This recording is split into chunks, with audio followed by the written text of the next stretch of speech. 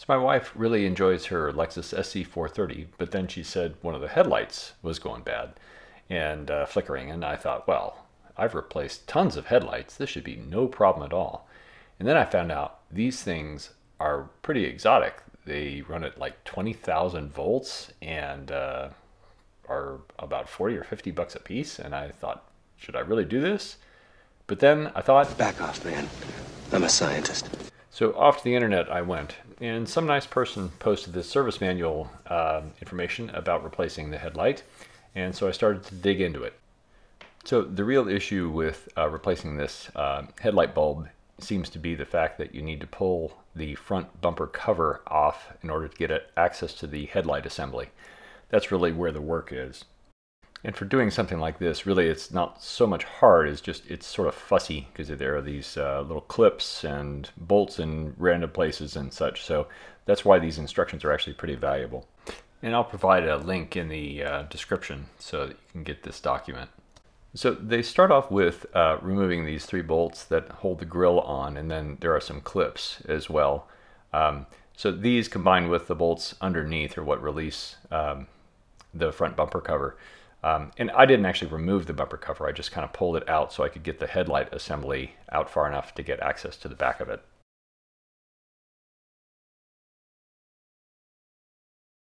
So it may seem odd that the instructions start with going inside the wheel well, but that's in order to get access to a bolt that helps hold on that front bumper cover. And I have better footage of that on the other side, so I'll get more into that bolt here in a minute. First thing was a couple of screws in the wheel well to remove this liner, or to at least just move the liner out of the way. And I had to use a little bit of a stubby screwdriver to get at this upper screw here.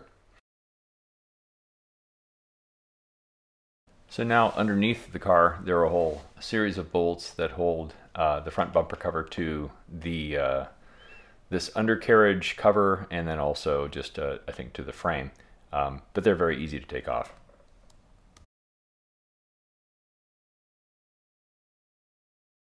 Okay, here on the right side you can see that I'm starting to pull the bumper cover away to get at this liner, to remove the liner out of the way to get access to this bolt. This was one of the tricky aspects of removing that cover.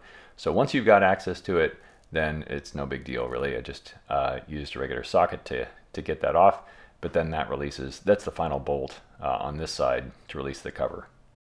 Okay, then I just started to gently pull on the cover to try and release it from its little clips, and then I can get access to the bolts that hold the headlight assembly in.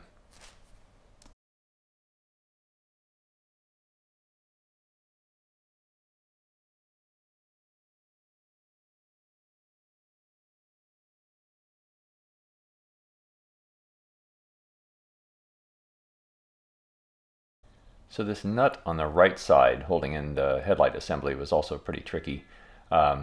It was very tight, and so I had to go with a socket that was very slim. And I was able to get it out, but I actually had more trouble trying to get it back in, and you'll see that in a minute when I go into the reassembly. So here I'm able to maneuver the headlight assembly just a little bit out so I can get access to the back side. The back side is where the cover is for the headlight bulb. And I was able to maneuver things around without removing the wires and clips and such going to the headlight assembly. You can certainly remove them and pull out things, but I think it's fairly straightforward to get access without pulling those things out. And then here you can see there's just removing the outside cover and then the connection, and then the bulb comes right out. And I made sure I had fairly clean gloves when handling this, and of course I tried not to touch the elements of the headlight. That's true for the halogen bulbs and also these high intensity bulbs.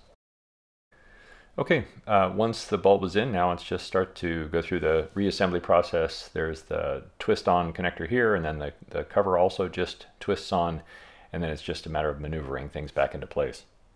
Okay, with the new bulb in place, I just did a quick check and turned on put the key in and gave it a try, just to make sure before I started putting everything back together again that the bulb worked. So back over to this right side nut, I had a lot of difficulty trying to put that nut back on because of this lip here. So what I ended up doing was taking this plastic piece off. I'm not really sure what the function was, and then just taking a file to that lip to remove it so that the nut would go on cleanly. And here you can see that I've just taken a rat tail file to it and cleaned it out a little bit. And then it went on quite easily after that.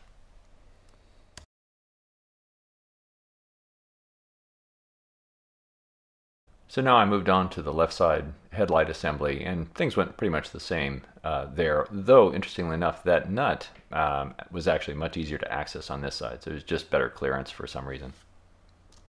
And the headlight on the left side wasn't actually flaky, but I thought as long as I'm in here, I'll just replace it as well.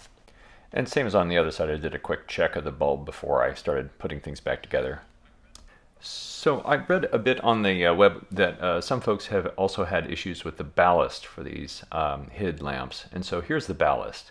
So I just wanted to take note of where that was in case I had to replace it in the future.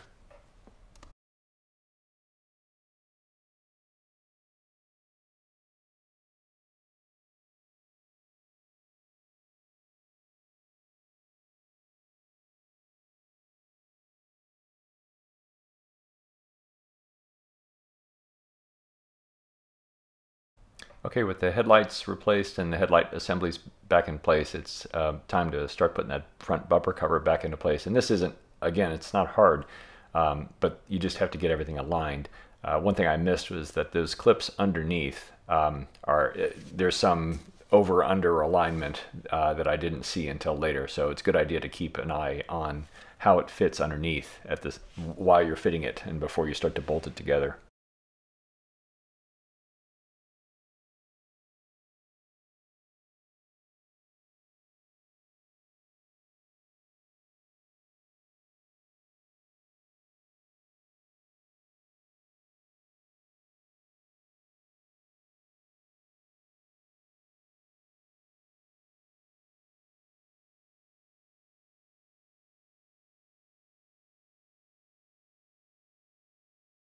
One other thing I tried on the right side when I put that fender bolt back in was one of these flexible shaft drivers. Just made things a little bit easier.